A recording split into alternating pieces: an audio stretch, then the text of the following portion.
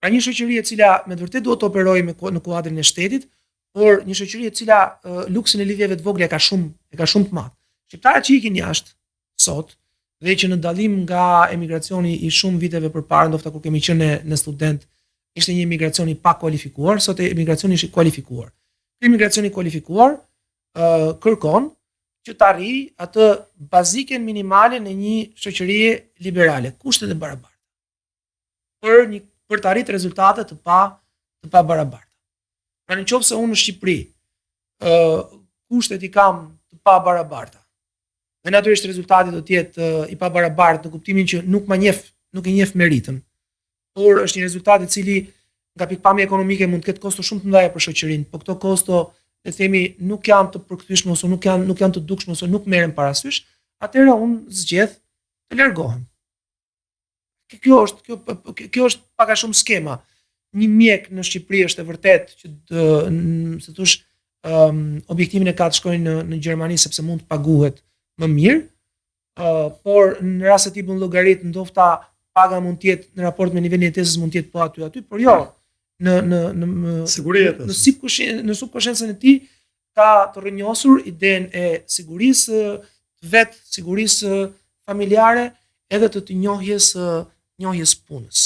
Për fund, për shkak se jemi në limitet e kohës televizive, a shihni të ketë një shpresë për rritje të përfaqësimit politik në Shqipëri, rritje të rezistencës ndaj mbipushtetit që konsumon Partia Socialiste, apo shanset për rotacion politik? Shanset për rotacion politik janë shumë të vogla. Paradoksi është që ndryshimi mund të vijë vetëm nga një krizë brenda Partisë Socialiste, flas në një kuadër më të ngushtë kohor. Fjala vjen ka zërat shumë për konflikte jo vetëm në majt partisë, por sidomos edhe në nivelin lokal. Janë konflikte banale, por që tregojnë një farë animoziteti brenda partisë, një farë lufte të brendshme, e cilat mund të përkthehen benefite publike, sepse edhe kështu mund të ndodhi, pra që një konflikt i brendshëm mund ta përkthehet në benefit publik.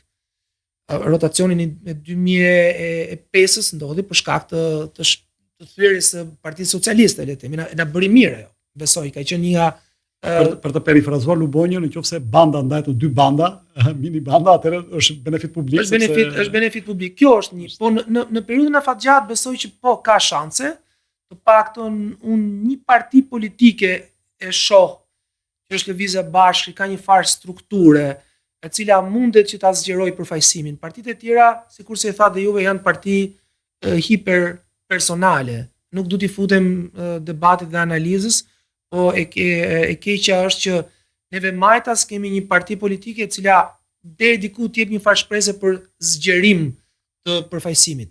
Djathtas kemi alternativa politike që janë po prap si thosh vere vjetër në bute, vere re në bute të vjetra, qofse për ata që merren me verën është gjë e mirë, po për ata që merren me politikën do të thotë që si thosh mund ndryshosh substanca nuk të ndryshon pavarësisht se ke pozicionime djathtas që mund duken si alternativa. Për shembull, lëvizja e Zotit Lapaj nuk është se ka derivuar nga një forcë tjetër politike, arriti të merrte një rezultat impresionues për 69 votash, pavarësisht përfaqësimit të vakit parlamentar për shkak të strategjisë elektorale, dhe arriti të bënte një rezistencë që zgjati me javë apo me muaj para kryeministrisë. Lëvizja e Zotit Lapaj në shoh si fenomen politik i cili mund të mbarojë nëse nuk përkthehet në strukturë.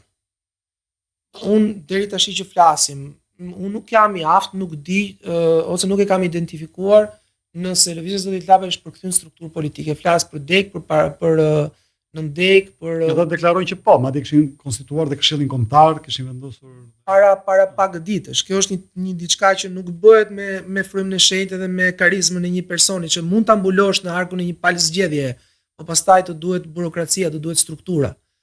Pra Lëvizja e Zotit Lapaj duket sikur ishte një lloj për mua, një lloj shiu vere dhe uroj që të mos jetë kështu.